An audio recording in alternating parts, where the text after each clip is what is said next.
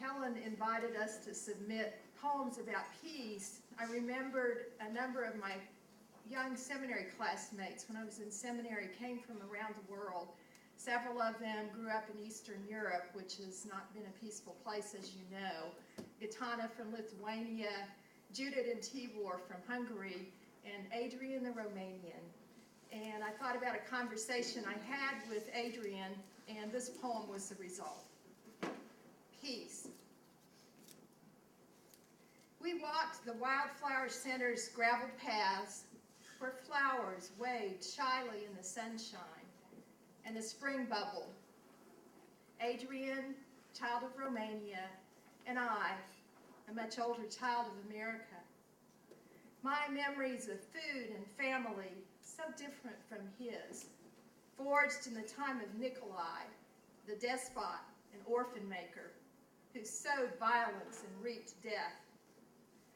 Wide-eyed, Adrian said he had never seen such a place. I responded, peace is necessary for flower gardens to flourish.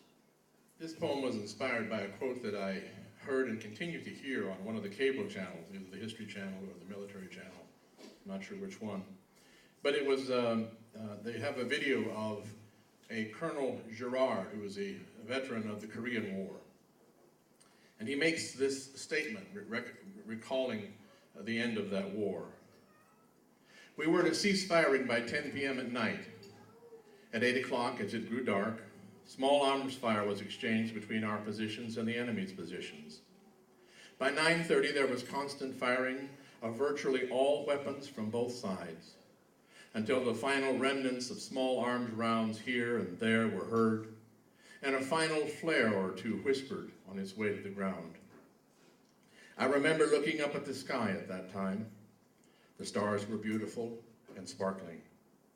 And I thought, the war is over, and nobody should die on a night like this. This is my poem. No one should die on a night like this. It's Christmas or Easter or Halloween night, and our hopes are renewed with childish delight as young ones smile, waiting for goodies bestowed by the same folks with claymores embedded in roads that lead into homelands where children asleep await the day's sunlight with dreams they would keep. And you look at the stars and the Milky Way's bliss, thinking no one should die on a night like this. But the stars are all hidden in clouds raised by men who forsake their dreams for jealousy's ken that leads them to hate, to divide, and to kill. Even God isn't spared on that old Roman hill, but tortured and beaten and nailed to a cross, while the soldiers who guard him have no sense of loss, and others behold him, betrayed by a kiss, thinking no one should die on a night like this.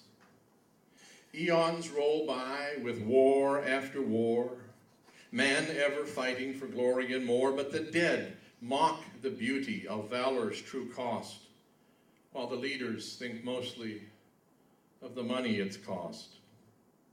But the mothers, the fathers, the siblings and kin in the darkness encountered no money's no sin, and sit in the coldness of each one's last kiss, thinking no one should die on a night like this. So come now, old children, remember that love you knew in your childhood you wore like a glove, from mother or father or brother or sis, the warmth of a bare breast, the grace of a kiss.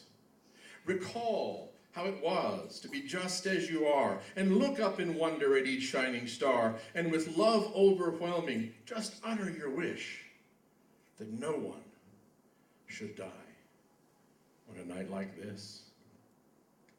The world will not change, but star by star.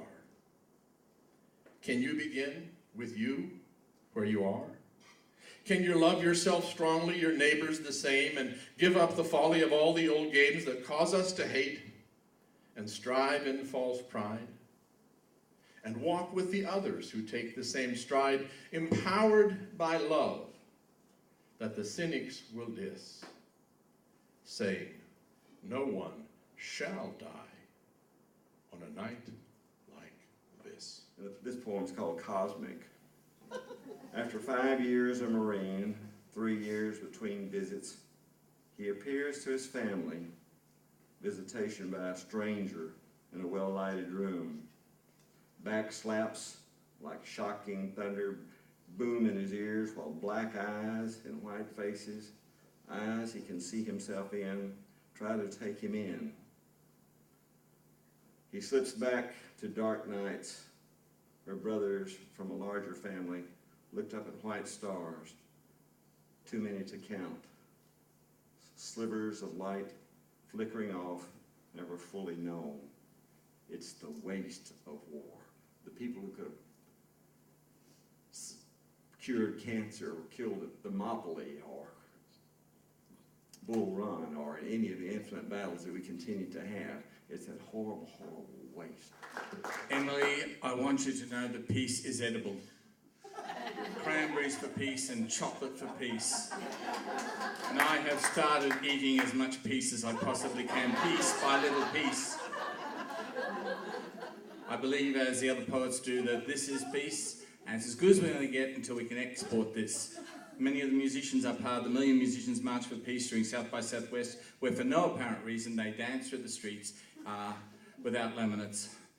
It's absolutely shocking. And we're part of it, so here we go. Arts of Peace.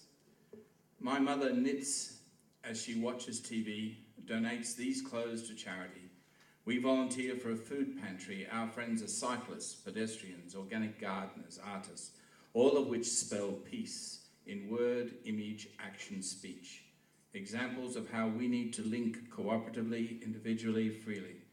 There is an art to making quilts. Like pieces of people's lives and histories, they weave collectively with colour in pieces to make a bigger, brighter piece. It's what you make with energy and time, with applied heart and focused mind, attunement, meditation, patience and being kind, allowing gentleness, both space and time. We learn these by example when our parents, lovers, companions, friends spend time to show us in their life how to embrace harmony over strife. Our children too will ask of you, what did you do to let peace come through? And we will show them our creations, for art and peace make a wiser nation.